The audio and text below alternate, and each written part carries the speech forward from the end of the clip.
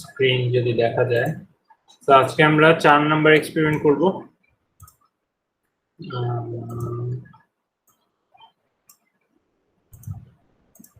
তো 4 নাম্বার এক্সপেরিমেন্টটা করবো আর কি। তো 4 নাম্বার এক্সপেরিমেন্ট যদি আমি দেখি, আগের দিন 2 দেখছিলাম। তো 4-এ মোটামুটি 3টা জিনিস আছে। একটা হলো মেজারমেন্ট অফ অ্যাঙ্গেলস। অ্যাঙ্গেলস মানে হলো ডিফারেন্ট কোণ মেজারমেন্ট করব, ছোট বড় মাঝারি এসব টাইপের 3টা কোণ মেজারমেন্ট করব। তো কোণ মেজারমেন্ট করার জন্য আমরা জানি যে আমরা আসলে কোনো চাঁদা টাদা ইউজ করি, বা ধরেন যেটাকে ধরেন আমরা নর্মালি কোনো স্কেল ইউজ করি। তো এইখানে আসলে আমরা অ্যাঙ্গেল এরকম ইউজ করব না, আমরা মেইনলি রোলার ইউজ করব। 3টা সিলিন্ডার টাইপের রোলার ইউজ করবো, অথবা 2টা রোলার ইউজ করবো। এখন এগুলা কেন দেখেন, আমার স্কেলে ধর আমরা কোনো একটা চাঁদা বা মাইক্রোমিটার যাকে বলে এটা যদি ইউজ করি, তাহলে এটা নির্দিষ্ট মান থাকে, ঠিক আছে, মানে 180 পর্যন্ত মান থাকে এরকম। এখন এটা ধরেন আমার জিনিসটা যদি অনেক বড় হয়, এইটা দিয়ে আমরা সব ছোট ছোট জিনিস মাপি, কোন মাপি, কিন্তু জিনিসটা যদি অনেক বড় হয়, ধরেন কোনো একটা বড় মেশিনের আমি কোন একটা জায়গায় অ্যাঙ্গেল মাপতে যাচ্ছি, তখন কিন্তু এত বড় চাঁদা এটা উঠাবে কে, দাঁত বসাবে কে ঠিক মতো, সেটাই তো খুবই টাফ। সো আমরা এখানে আসলে মাপতে চাচ্ছি যে অন্য কোনো সিস্টেমে হয়তো আমরা রোলার বা অন্য কিছু ইউজ করে আমরা অ্যাঙ্গেলটা মেজার করতে পারি কিনা। এখন বড় বড় অ্যাঙ্গেল খুবই সূক্ষ্মভাবে মেজার করা খুব একটা দরকার পড়ে না, একদম কাছাকাছি মোটামুটি একটা মেজারমেন্ট নিতে পারলেই হয়। তাই আমরা রোলার দিয়ে মেজারমেন্টটা শিখবো। এটাকে ইনডাইরেক্ট মেজারমেন্ট বলে। রোলার দেখতে আসলে এরকম হবে, একটা সিলিন্ডার টাইপের ছোট ছোট জিনিস হবে, আমরা দেখবো ছবি দেখবো। তো রোলার কিন্তু আসলে আমার একদম ডাইরেক্ট কোনো কোণের মান, ডিগ্রিতে বলেন রেডিয়ানে বলেন যেটাই বলেন, সেটাতে দিবে না, আমার সেটা ক্যালকুলেশন করে বের করে নিয়ে আসতে হবে। এই জন্য এটা একটা হবে, এই যে 3টা ইউজ করে করবো, এটা হবে ইনডাইরেক্ট মেজারমেন্ট। আমরা এখানে যে কয়টা করব বেশিরভাগই হলো ইনডাইরেক্ট মেজারমেন্ট করতেছি। ডাইরেক্ট মেজারমেন্ট অনেক টুল আছে, কিন্তু আমরা সেগুলো সফিস্টিকেটেড মানে অনেক কঠিন বা অনেক দামি টামি এগুলো ইউজ করতেছি না। আবার যদি আমাদের যেগুলো মানে নর্মাল রিয়েল লাইফ ইউজ করি, সেগুলো খুবই ছোট জিনিসের জন্য ইউজ করি।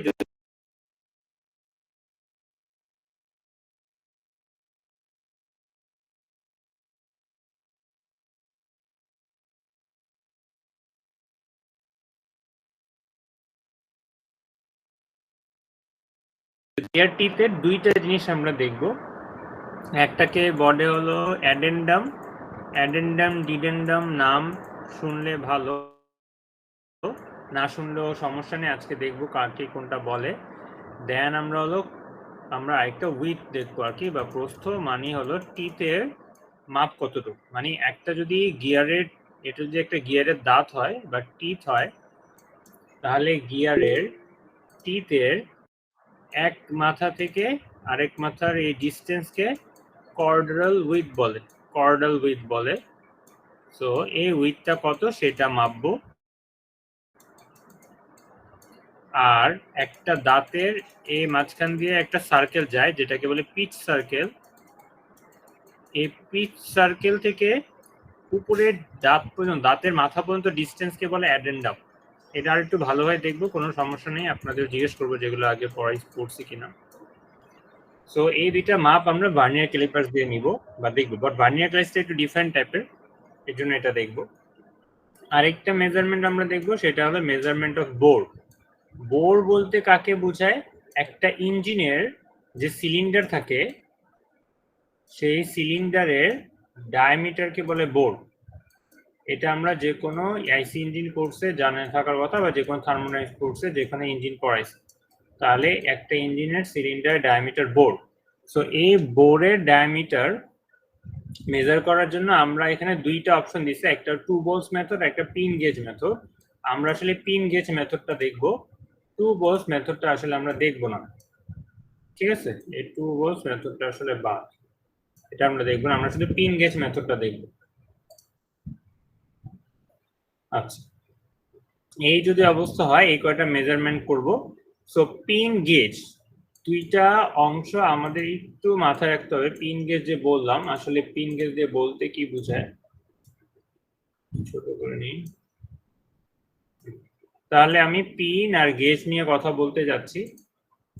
সো পিন আসলে তো নর্মাল জানি আমরা একটা পিন বা কাঠির মতো একটা লাঠি বা ছোট একটা কাঠি ইউজ করবো আর কি মেজারমেন্ট করার জন্য। এখন এই পিন কিন্তু আমাকে ডাইরেক্ট মেজারমেন্ট দিবে না। তো ডাইরেক্ট যেহেতু কত ডায়ামিটার, বোর্ড যেহেতু ডায়ামিটার দিবে না, আমাকে আসলে অন্য টুল ইউজ করে বা ক্যালকুলেশন ইউজ করে বের করতে হবে। তাই এটার নাম গেজ ইউজ করতেছি। তো গেজ কখন বলে বা গেজ সিস্টেম কখন বলে, যখন আমরা কোনো কিছুর মেজারমেন্ট অন্য কোনো টুল ইউজ করে বা ক্যালকুলেশন ইউজ করে করি।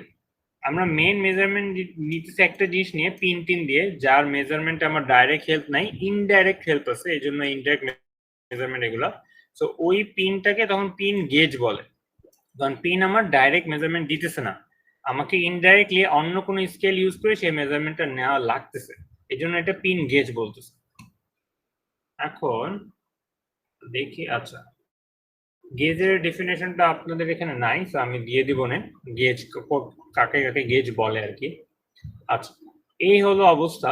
এই পর্যন্ত কারো কোশ্চেন আছে যে একটা লাইন আমি বুঝি নাই?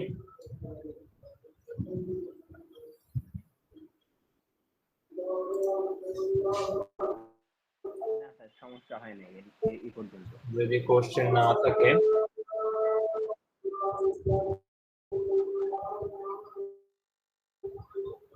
আমরা এক্সপেরিমেন্ট 4 এ ফার্স্টে আমরা আসলে তিনটা অ্যাঙ্গেল মেজারমেন্ট করব।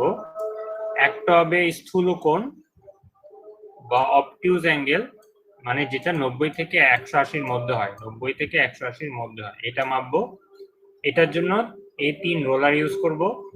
আরেকটা মাপবো হলো 90 ডিগ্রি বা 90 থেকে 60 এর মধ্যে একটা মাপবো, এই যে নিচে এটা আছে, যে 60 থেকে 90 এর মধ্যে হয়, এই অ্যাঙ্গেলটা মাপবো। এটাও 3টা রোলার ইউজ করে মাপবো। আরেকটা মাপবো হলো যেটা 60 এর নিচে হয়, এইটা মাপবো, এটা 2টা রোলার ইউজ করে মাপবো। এখন এই রোলারগুলো দেখতে কিরকম, আজকের এক্সপেরিমেন্টের ভিডিও নাই আর কি, রিয়েল লাইফ ভিডিও। তো আমাদের কাছে আছে হলো এইটার জাস্ট ছবিগুলো আছে। তো এই হলো আমার অবটিউজ অ্যাঙ্গেল, ঠিক আছে, যেটা হলো স্থূল কোণ, মানে আসলে আমার 90 থেকে বড়। স্যার এইটা মেজারমেন্ট করার জন্য আমরা এই, জি জি বলেন। স্যার আজকের ক্লাস কি রেকর্ড করছেন কিনা? গত ক্লাসে বলছিলেন রেকর্ড করে আমাদের গুগল ক্লাসে আপলোড দিলে আমরা সবাই দেখে নিতাম।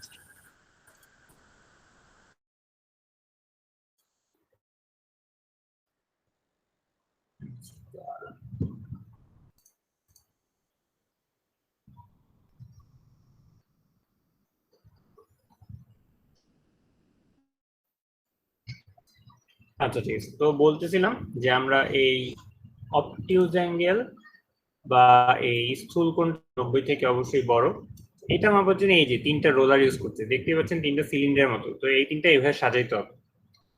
আর এই হলো অবস্থা।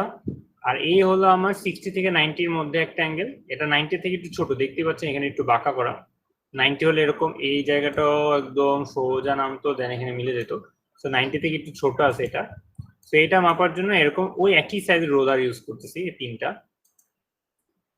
আরেকটা আছে আমার এই যে এই অ্যাঙ্গেল, যেটা হলো 60 কম, এটা ইউজ করার জন্য ওই বড় রোলার ইউজ করতেছি না, এই রোলারগুলো একটু বড়, আর এই রোলার দুটো ছোট, তো এই ছোট রোলার ইউজ করতেছি মেজারমেন্ট। ওই যে দেখেন পিছনে দেখা যাচ্ছে বড় রোলার, তার তুলনায় এগুলো একটু ছোট, সাইজ ছোট, তো এইগুলা আমরা ইউজ করতেছি।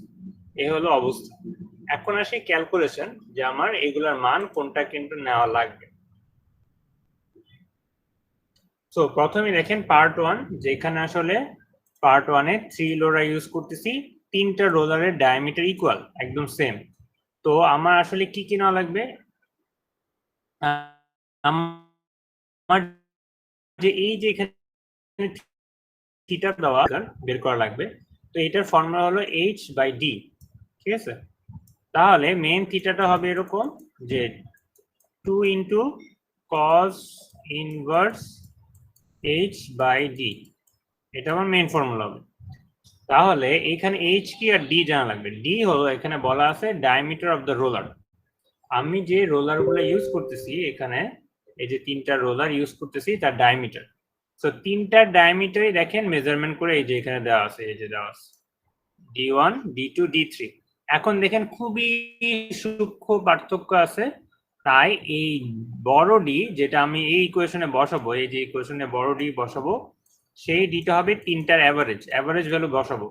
কেন অ্যাভারেজ নিছি, কেন তিনটাই মাপছি, সব কথা আনসার্টেনিটি অ্যানালাইসিসে বলে আসছে, এখানে আর বেশি কথা বলতেছি না। তো তিনটার অ্যাভারেজ নেওয়া লাগবে, অ্যাভারেজ নিয়ে দেন এখানে বসে, ঠিক আছে? এখানে বলা আছে টেক দ্য অ্যাভারেজ ডায়ামিটার। আর এইচ হলো, এইচ এর ভ্যালু দেওয়া আছে। এখন এইচটা কি বা কিভাবে বের করব, দেখেন প্রথমে আমাকে এখানে এরকম কাজ করতে হবে যে আমি প্রথমে হলো এই বরাবর একটা স্টিলের স্কেল যেটা মানে যে কোনো একটা লাঠির মতো বা স্কেলের মতো চিকন জিনিস এই বরাবর বসাবো, ঠিক আছে?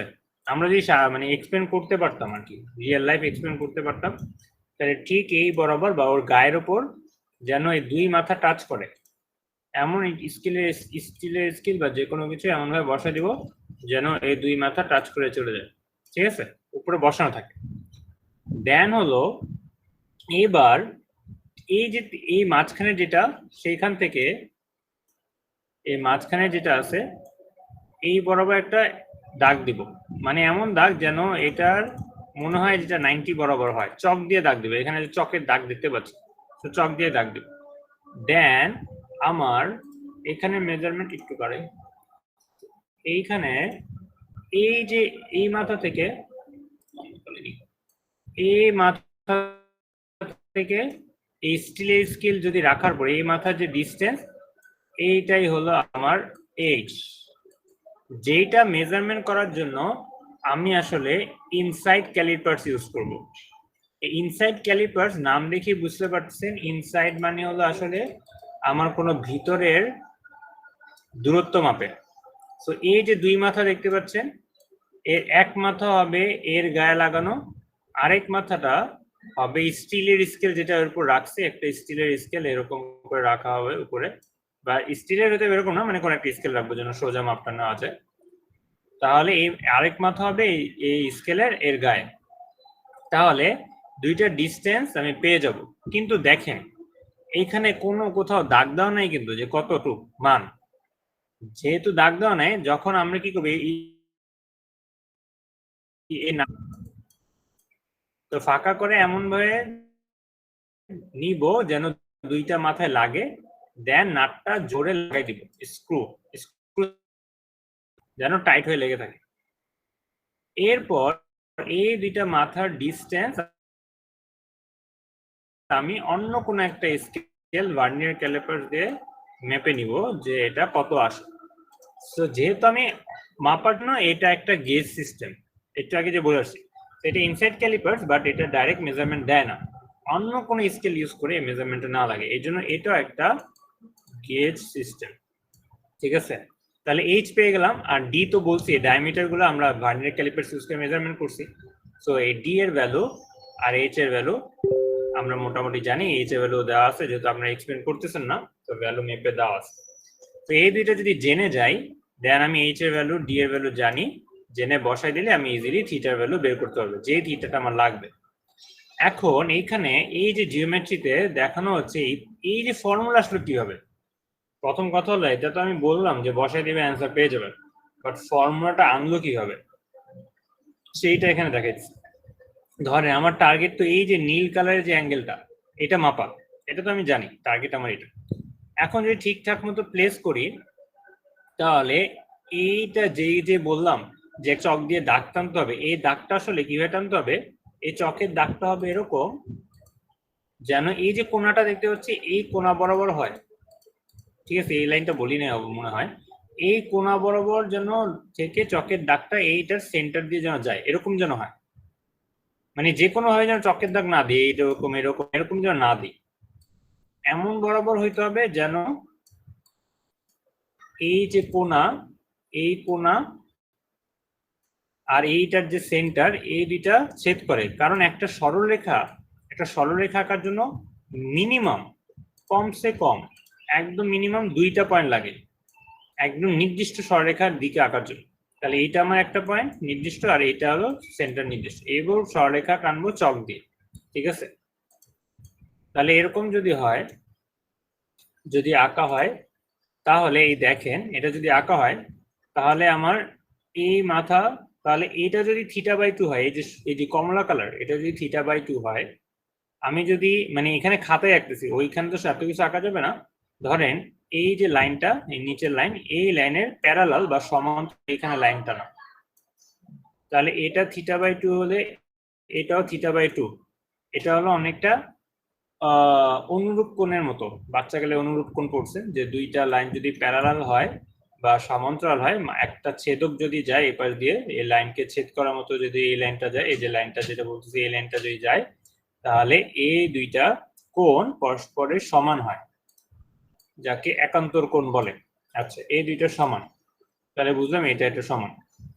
এখন এইখান থেকে এখানে ডিস্টেন্স, এখান থেকে এখানে ডিস্টেন্স, আর এখান থেকে এইটা ডিস্টেন্স আমরা মোটামুটি জানি দুইটাই সমান, কারণ একটুক হলো ব্যাসার্ধ, একটুকু ব্যাসার্ধ, মানে এটা হলো বড় ডি, এখান থেকে এটা ব্যাসার্ধ সমান, কারণ তিনটা রোলার তো সেম নিছি, তাহলে এটা বড় ডি। দুইটা আসলে জানি, অন্য কালি নিয়ে নাহলে বোঝা যাচ্ছে না। স্যার একান্তর কোণের মানটা কি সমান হবে?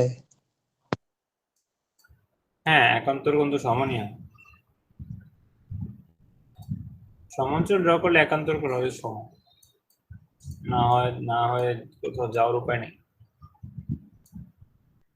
দেখে মনে হচ্ছে কম বেশি, কিন্তু এখানে দেখেন একটা ধরেন এটা আঁকলাম, ঠিক আছে, এই অ্যাঙ্গেল সমান না, একটাই তো অ্যাঙ্গেল, তাহলে একটু বড় করে ছোট করে রাখছে, এটা বড় করে রাখছে, একই জিনিস।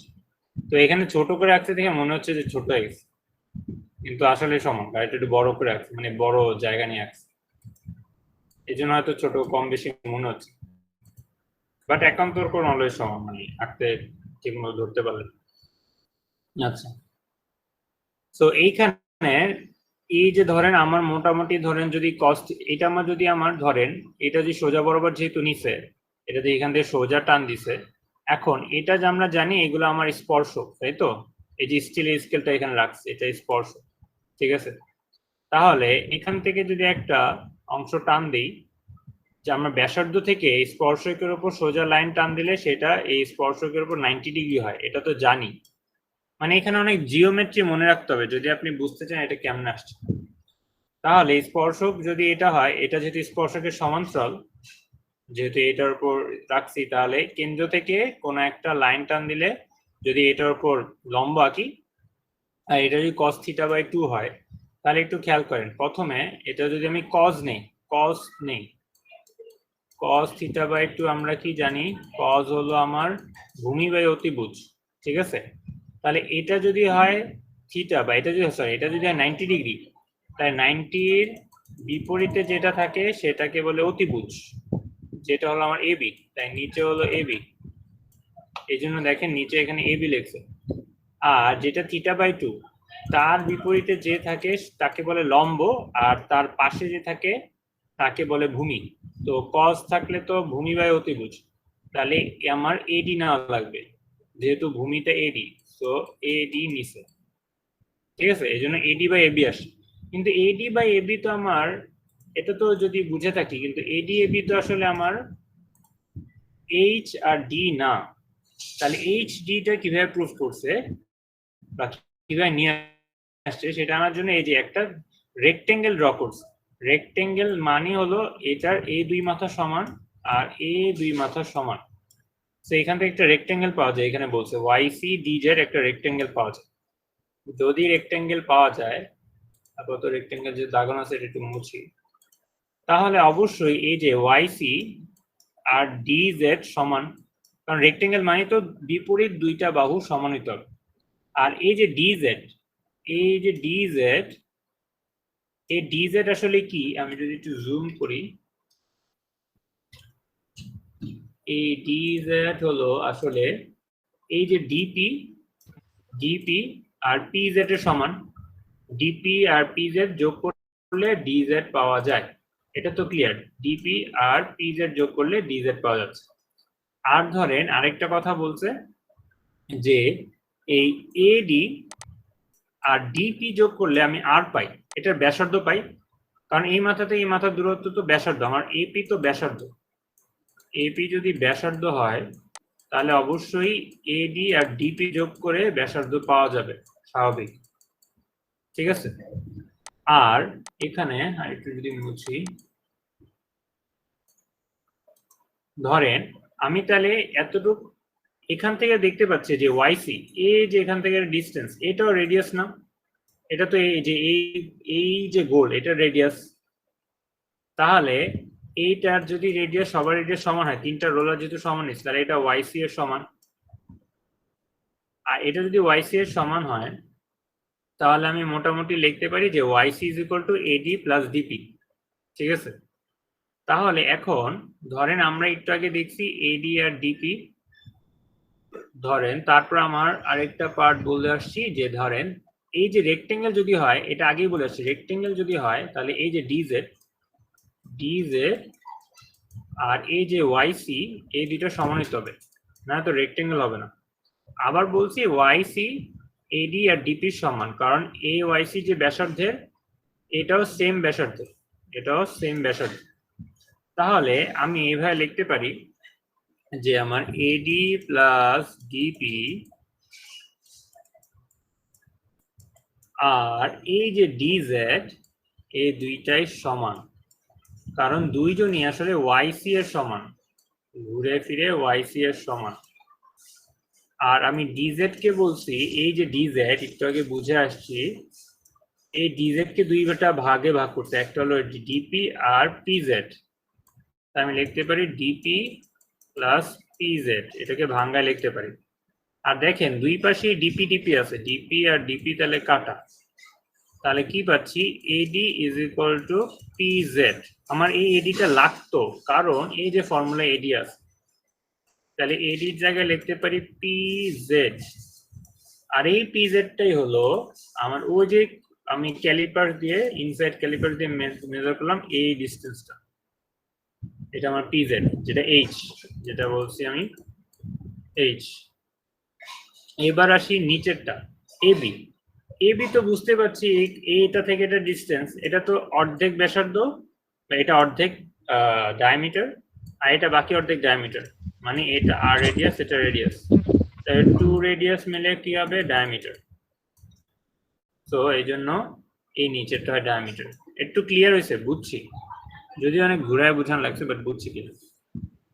আর ওই একটা জায়গায় ওই যে ওয়াইসি সমান সমান এডি প্লাস এর ডিপি, এটা তো ক্লিয়ার, কিন্তু ওই যে তারপরের লাইনে ওয়াইসি কে আমরা ওই যে এডি প্লাস এর ডিপি দ্বারা রিপ্লেস করে দিলাম, কিন্তু ওই যে পরের লাইনে সমান সমান ডিপি প্লাস এর পিজেড, এইটা এই লাইনটা মানে সমানের এই লাইনটা ডিপি প্লাস এর পিজেড, এটা একটু প্রবলেম হচ্ছে।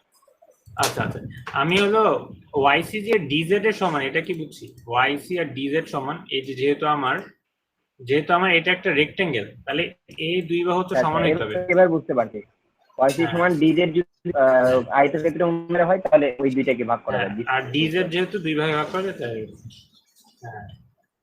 আচ্ছা, যদি বুঝে থাকি তাহলে এটা হলো আমার ফর্মুলাটা এভাবে আসছে। তো এইভাবে আমার ফর্মুলা দিয়ে আমি অ্যাঙ্গেল 90 থেকে 180 যদি বড় হয়, মানে অবটিউজ বা স্থূলকোণ হয়, তাহলে মেজার করতে পারবো তিনটা রোলার জেনে। তো আপনাদের তিনটা রোলার দেওয়া আছে, সবকিছু ভ্যালু দেওয়া আছে, মোটামুটি তাহলে বের করতে পারবো। এর পরের পার্ট হলো যে যদি আমার 60 থেকে 90 এর মধ্যে হয়, ফর্মুলাটা সর্বশেষ কি দাঁড়ালো, এটা is equal to cos inverse h by d, এটা নাকি 2 cos ইনভার্স?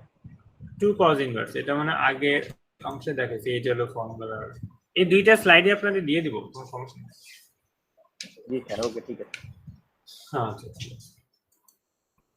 এখন হলো যদি অ্যাঙ্গেল হয় আমার, এই যে অ্যাঙ্গেলটা যদি হয় হলো 60 থেকে 90 এর মাঝখানে, এরকম যদি ছোট হয় একটু, তাহলে এইটা বের করার ফর্মুলা এরকম যে থিটা যদি এখানে একটু ঘুরায় পেঁচায় দিতে, এইটা একদম ডাইরেক্ট ফর্মুলা, এইটা এলো ডাইরেক্ট ফর্মুলা। এইটা হলো এটার জন্য না, এটা হলো এইটার জন্য, ঠিক আছে, এটা বের করার জন্য। এখন এখানে আমার জানা লাগবে কি কি, এস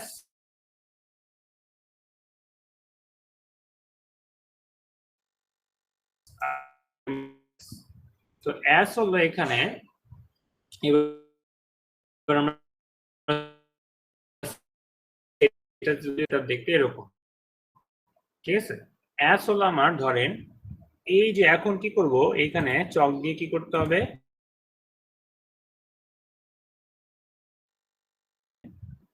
যেহেতু বললাম একটা লাইন ড্র করতে মিনিমাম 2 পয়েন্ট লাগে, তো 2টা পয়েন্ট মিলানো, এখানে তো দাগ দেওয়া যাবে না, এই 2 জায়গায় দাগ দিতে হবে যেন এই কোনার পয়েন্ট আর কোনার জায়গাটা খুঁজে ফেলতে পারি।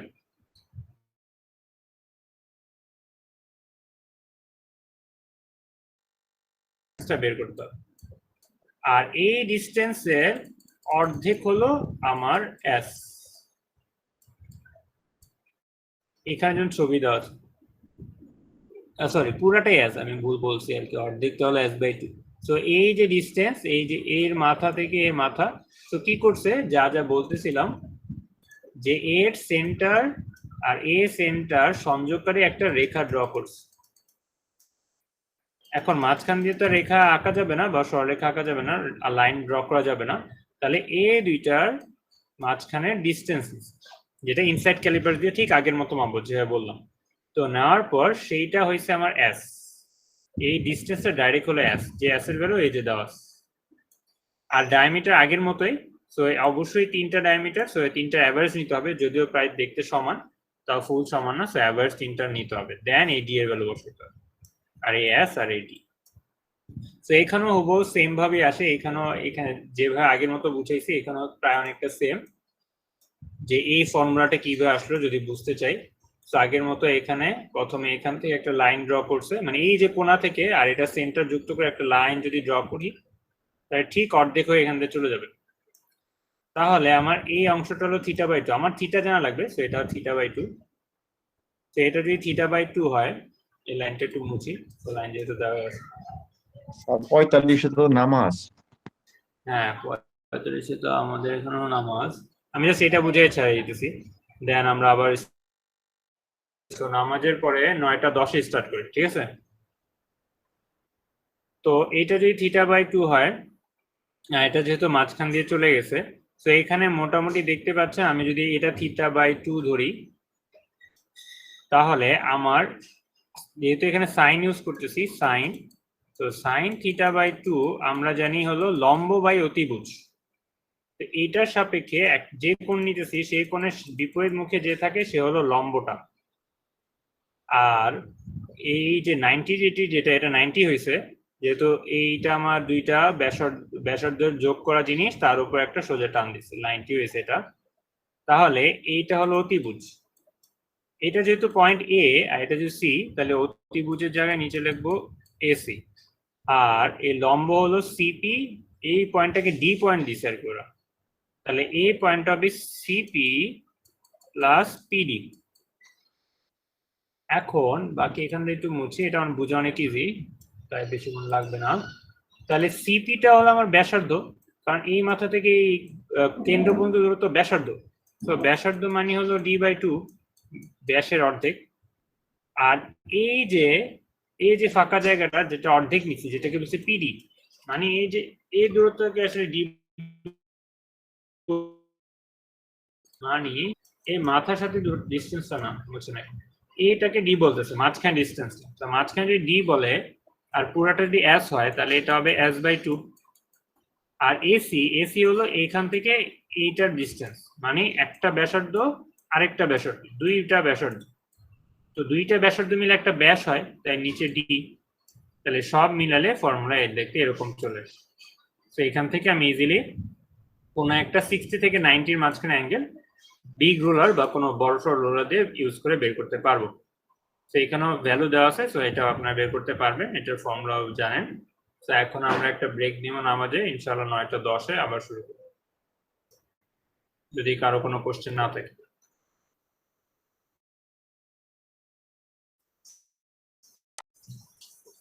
আচ্ছা একটা ব্রেক।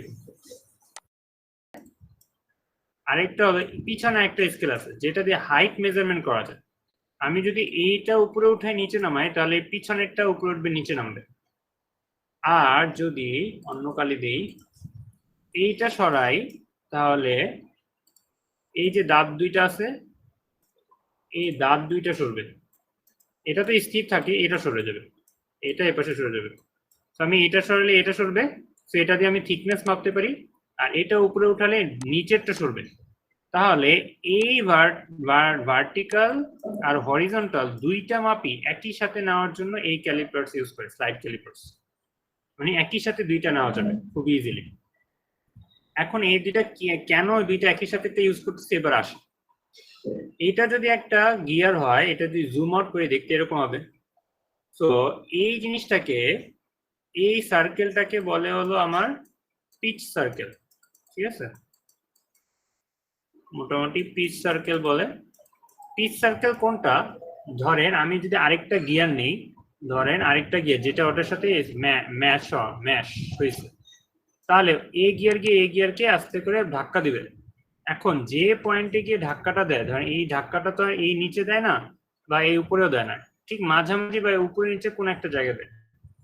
এই যে ধাক্কাগুলা যে পয়েন্ট দিয়ে দেয় সেই পয়েন্ট আর এই গিয়ারের যে সেন্টার, এই যে গিয়ারে ধরেন সেন্টার এখানে, আর ধাক্কাটা দেয় ধরেন এই যে দাঁতের এইখানে, তাহলে এইটাকে ধরে একটা ব্যাসার্ধ নিয়ে আমি যদি একটা বৃত্ত আঁকতাম, এখন আঁকতে পারতেছি, ধর এরকম যদি একটা বৃত্ত আঁকতাম, এটাকে বলে পিচ সার্কেল। Pitch circle.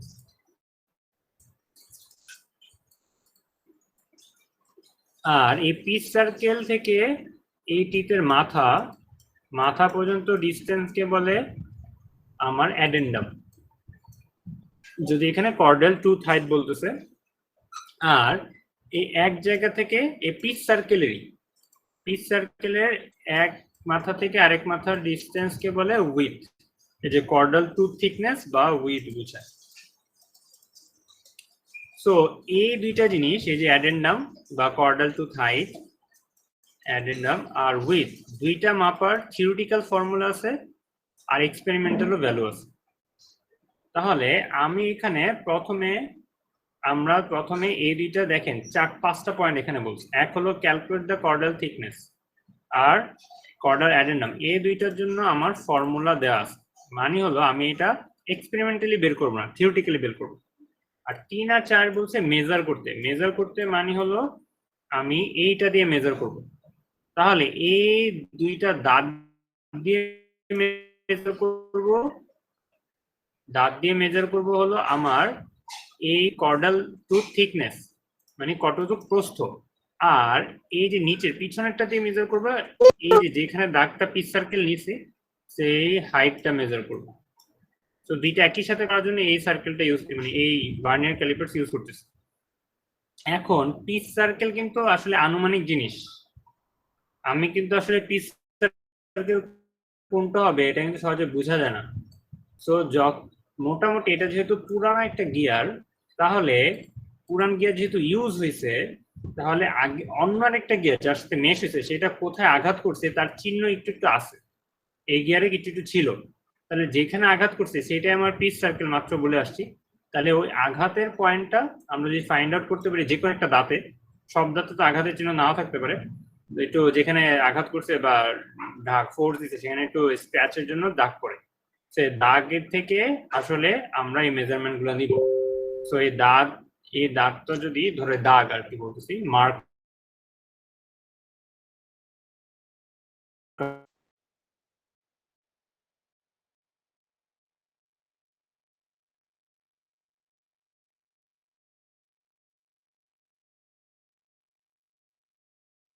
আচ্ছা তো বলতেছিলাম এই ধরনের আমার পিচ সার্কেল যদি এটা হয়,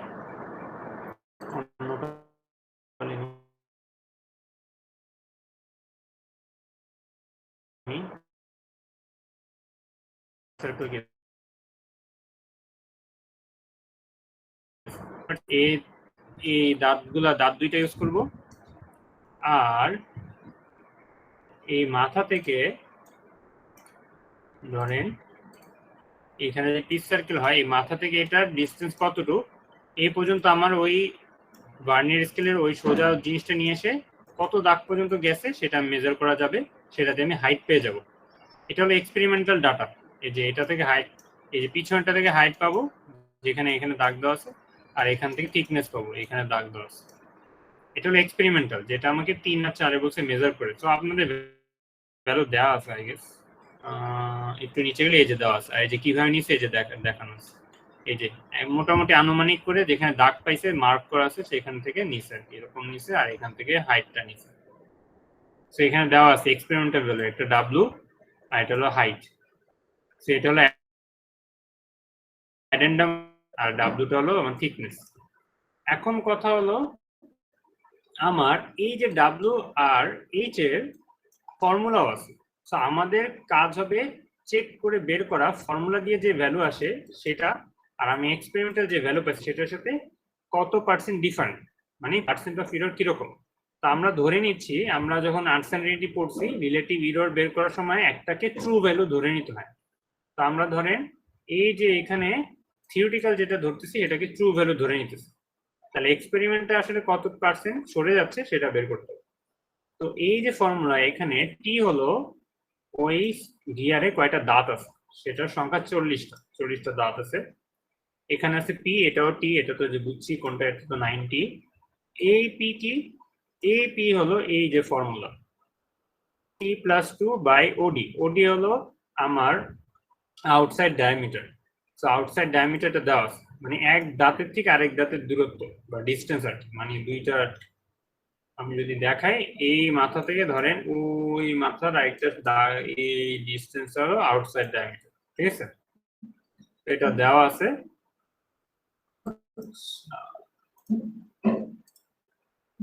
আচ্ছা, তো আউটসাইড ডায়ামিটার এখানে দেওয়া আছে, মাঝখান দিয়ে একটু ভিডিও কাট হয়েছে আই গেস।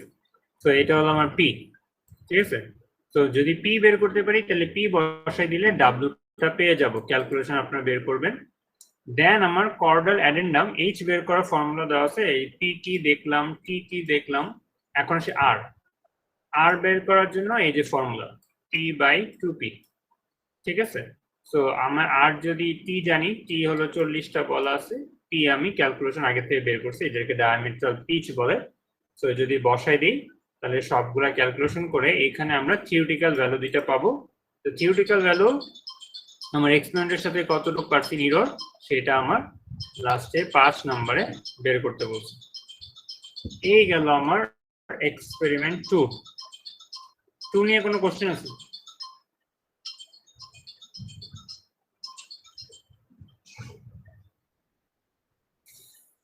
আচ্ছা, 2 নিয়ে যদি কোশ্চেন না থাকে তাহলে 3 তে যাব। 3 এর ফার্স্টে 2 বল মেথডটা বাদ, এটা বলে আসছি। সো আমরা পিন গেজ মেথড দিয়ে কোন একটা বোর এর ডায়ামিটার মাপবো। সো আমার বোর বলতে আমি আগেই বলছি, বোর বলতে বুঝায় হলো আসলে এই যে আমার যে এই যে গোল সিলিন্ডারের যে ডায়ামিটার, এটা হলো কোনো একটা ইঞ্জিনের সিলিন্ডার নিয়ে আসছি আর কি। তো ইঞ্জিনের সিলিন্ডার এক মাথা থেকে আরেক মাথার যে ডিস্টেন্স, অবশ্যই এটা যেন সেন্টার দিয়ে যায়। এখন সমস্যা হলো সেন্টার কি খুঁজে পাওয়া যাবে? এটা কি আমি নিজে হাতে বৃত্ত আঁকছি যে সেন্টার খুঁজে পাওয়া যাবে? সহজে কিন্তু পাওয়া যাবে না। তাহলে এই যে একটা বললাম এই মাথা থেকে এই মাথার ডিস্টেন্স, এটা সেন্টার দিয়ে নাও যেতে পারে, সেন্টার দিয়ে গেলে ভালো। এখন না গেলে আমি কিভাবে বের করব? তার জন্য ইজি প্রসেস হলো একটা পিন ইউজ করা। এই হলো আমার সেই পিনটা, এই যে পিন, এটা যে কোনো একটা মাপের পিন, অবশ্যই আমার একটু বড় হইতে হবে যেন এই জায়গাটা একটু কাটে না, পড়ে না যাবে। তো প্রথমে আমাকে কি করতে হবে, এই পিনটা যে কোনো জায়গায়, আমি যে কোনো জায়গায় একটা মার্ক করলাম, মার্কার দিয়ে বা চক দিয়ে একটা দাগ দিলাম। এই দাগে একটা পিনের মাথা রেখে পরে যে কোনো জায়গায় আরেকটা পিনের মাথা রাখবো যেখানে আরেকটা দাগ দিই। এরপর এই দুইটা পয়েন্টের মধ্যে যে কোনো একজনকে কেন্দ্র করে এটাকে একটু ঘুরায় আরেক মাথায় টাচ করার ট্রাই করব। দেখেন এই যে আরেকটা সাদা দাগ, তো এটাকে সরাই এখানে একটা টাচ করার ট্রাই করছি। তাহলে টোটাল 3টা পয়েন্ট বের করতে হবে, 1 2 3। তাহলে দেখেন এইটাকে কেন্দ্র করে ধরলাম, এটাকে আমি কেন্দ্র করে ওইটা নিছি আবার। তাহলে 1 থেকে 2 এর ডিস্টেন্স যা, 1 থেকে 3 এর ডিস্টেন্স একই হবে, কারণ এই একই পিন দিয়ে যেহেতু এক নিতেছি। তাহলে এরকম একটা ত্রিভুজ হবে যেখানে এইটা আর এটা সমান, যার ভ্যালু হলো L, আর যেটা পিন গেজের সমান, মানে এই যে পিনের যে লম্বা তত লম্বাই। বাকি আছে এটা, এই দুইটার যে ডিস্টেন্স এটা আমরা ভার্নিয়ার ক্যালিপার দিয়ে মাপতে পারবো, যেটা নাম দিতেছি 2W। তাহলে আমার টার্গেট হলো এই দুইটার ডায়ামিটার বের করা। তো যদি এরকম যাই, এ হলো আমার L, তো ডায়ামিটার যেহেতু বের করতে যাচ্ছি তার ফর্মুলাটা দ্বারা এরকম, এ হলো ডায়ামিটারের ফর্মুলা। ঠিক আছে, এখন এটা কিভাবে আসলো, এটা সহজে যদি আমি বোঝানোর একটা ট্রাই করি, তাহলে এখানে আমার মোটামুটি এই দুইটা হলো সমান, আর এইটা আমি জানি না, যেটাকে ধরছি 2w। তাহলে 2w কেন ধরছি, মাঝখান দিয়ে একটা সোজা টান দিছি। আমরা জানি দুইটা বাহু যখন সমান, সেই ত্রিভুজকে বলে সমদ্বিবাহু ত্রিভুজ। সমদ্বিবাহু ত্রিভুজের শীর্ষকোণকে অর্ধেক করে টান দিলে এটা অবশ্যই এখানে মধ্যবিন্দুতে ছেদ করবে। এটা বহুত বাচ্চাকালের উপপাদ্য। যদি ছেদ করে তাহলে এই ডিস্টেন্স যদি আমার 2w হয়, তাহলে একটু হলো w করে w। ঠিক আছে, এখন আমার টার্গেট তো ধরেন এই মাথা থেকে, আমি যদি বলি তো জুম করে দেখাই, আমার টার্গেট তো আসলে এই মাথা থেকে এই মাথা ডিস্টেন্স বের করা। ঠিক আছে, যেটাকে বলে বড় ডি। আচ্ছা, তো এই মাথা থেকে এই মাথা ডিস্টেন্স বের করার জন্য ওরা আসলে দিন শেষে ধরেন এই যে বড় ডি, এটার জন্য আরো কাছে কাহিনী করা লাগছে। হ্যাঁ, একটু কাহিনী করা লাগছে।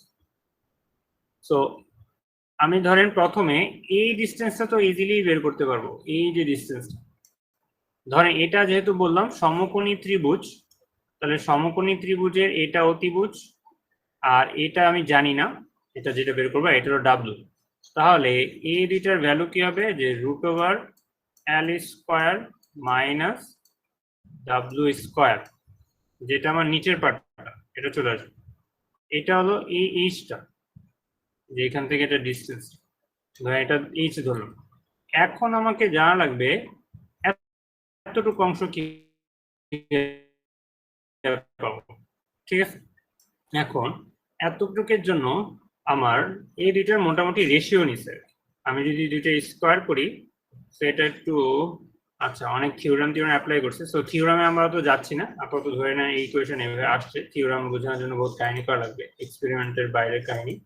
তো আপাতত এই ইকুয়েশনে আমি সবকিছু মোটামুটি জানি। প্রথমে বলে আসছি এল হলো আমার এ পিনের লেন্থ, আর 2w হলো আমি নিজে মেজারমেন্ট নিব, যেটা মেজারমেন্ট করার পর আসছে 66 মিলিমিটার, দুইটা চকের দূরত্ব। তাহলে আমি যদি ইজিলি বসাই দিই এই ভ্যালুতে, তাহলে আমি ইজিলি ডি এর ভ্যালুটা পেয়ে যাব। এইটা আরেকটা ফর্মুলা আছে এরকম, এখানে আরেকটা ফর্মুলা আছে, এটা দিয়েও করতে পারেন। এটা একটা অ্যাপ্রক্সিমেট ভ্যালু আসে, ডাইরেক্ট ভ্যালুটা দিবে না, সেটা একটা বাইনোমিয়াল থিওরাম ইউজ করে সেটাকে চেঞ্জ করে নিয়ে আসছে। তো আমরা যে কোনো একটা দিয়ে বের করতে পারলি না। স্যার ডাব্লু এর ভ্যালুটা কোনটা স্যার? আচ্ছা, এটা 2w যদি 66 হয়, 2w 66, 33 এর মতো হবে। অর্ধেক হবে? হ্যাঁ, অর্ধেক হবে, কারণ 2 গুণ তো আসলে 66 আসছে। আচ্ছা, তো এইটারও দুইটা কোশ্চেন আছে। একটা হলো difference between measuring tool and gauge.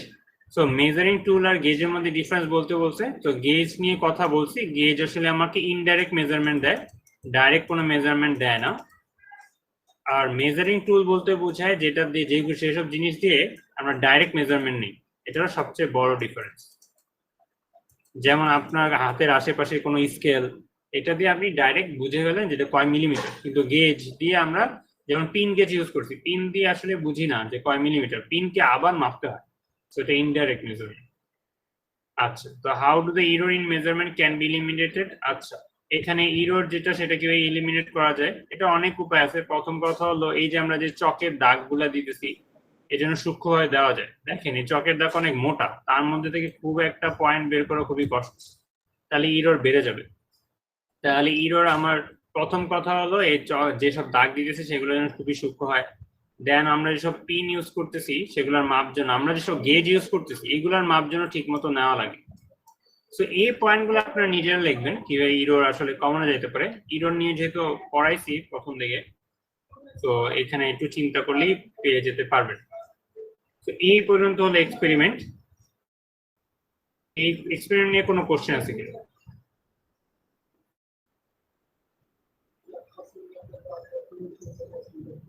আচ্ছা, যদি কোশ্চেন না থাকে দেন আমরা যাব যে রিপোর্ট রাইটিংটা কিভাবে লিখবো, রিপোর্টে কি কি থাকবে আর কি। আচ্ছা, এখানে রিপোর্ট রাইটিং। আচ্ছা, তো রিপোর্ট রাইটিং এ অবশ্যই প্রথমে কি থাকবে, আসলে কোন এক্সপেরিমেন্ট করতেছি, এক্সপেরিমেন্টের নাম টাম বা কিছু, অবজেক্টিভস কি কি। অবজেক্টিভস বলতে আসলে এক্সপেরিমেন্টের নাম বোঝায়। এক্সপেরিমেন্ট নামই হলো আপনাদের অবজেক্টিভস, মানে এইসব জিনিস মাপবেন, সেটাই আপনাদের অবজেক্টিভস। সো অবজেক্টিভস লিখবেন। তো প্রথমে আপনাদের এক্সপেরিমেন্টের নাম থাকবে, তো কি কি এক্সপেরিমেন্ট, অবজেক্টিভস, কি কি লিখতেছেন বা কি কি করলেন বা করতেছেন। দেন হলো আমাদের এরপরে যেটা থাকবে, প্রত্যেকটা এক্সপেরিমেন্টের এক একটা ক্যালকুলেশন আছে, সেই ক্যালকুলেশন লিখবেন। আর প্রত্যেকটা অ্যাসাইনমেন্ট ছিল, অ্যাসাইনমেন্ট বলতে কোশ্চেন অ্যান্সার ছিল, অ্যাসাইনমেন্ট গুলো করুন।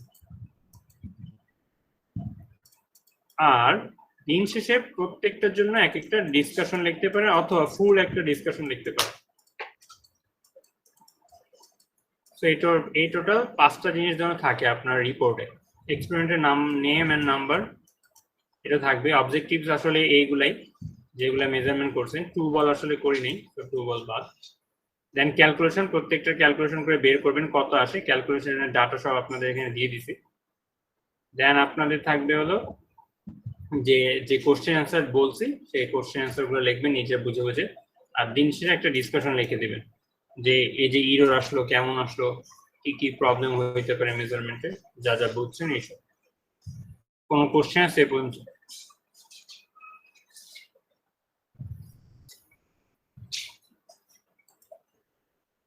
আচ্ছা, যদি কোনো কোশ্চেন তেমন না থাকে তাহলে আমরা এখন অ্যাটেন্ডেন্স নিই, ক্লিয়ার করে নিতে হবে। স্যার আমার গত ক্লাসে অ্যাটেন্ডেন্সটা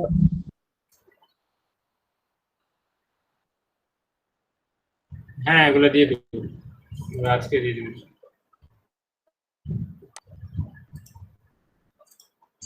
স্যার গত ক্লাসে অ্যাটেন্ডেন্সটা আমার মিস হয়ে গেছিল, আপনাকে জানাইছিলাম। আচ্ছা, গত ক্লাসে, আচ্ছা আমি দেখবো না। আপনি ইয়াকে গুগল যেখানে মিটিং এর লিংক দিছে এখানে একটা কমেন্ট করে রাখেন আপনার রোজ, তাহলে হবে, নাহলে মনে থাকে। Okay sir. যে যে ডেটেরটা মিস করছেন ওই ডেট সহ লিখে রাখেন। আচ্ছা, 7117 Yes, sir. 3015 0354 2153 Present, sir. 2154 Yes, sir. 3068 present sir. 3140 3452 4108 Yes, sir. 4158 Yes, sir.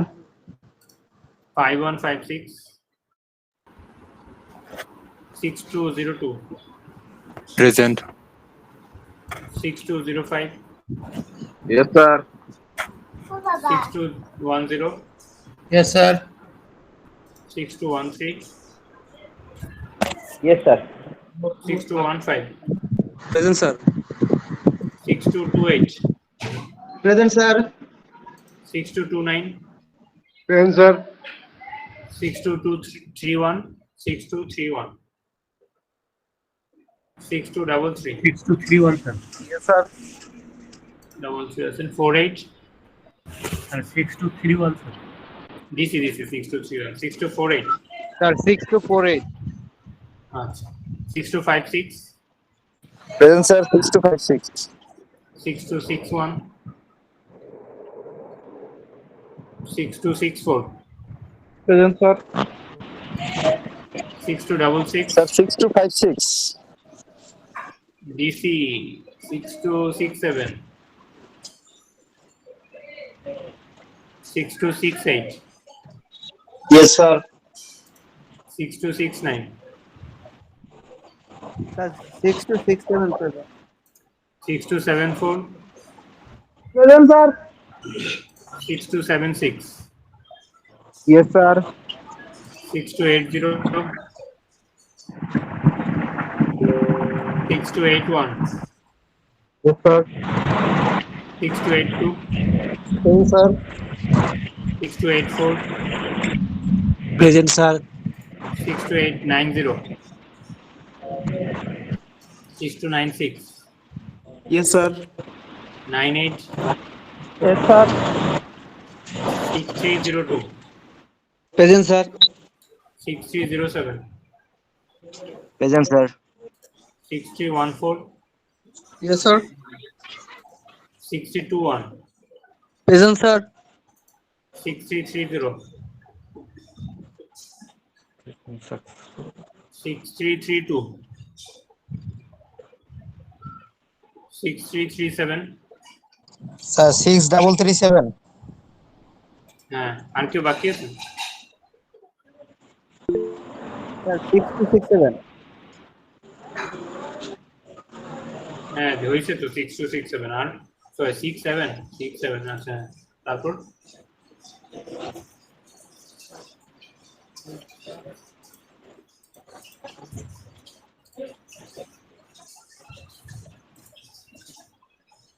আর কেউ না থাকলে লিভ নিতে পারেন।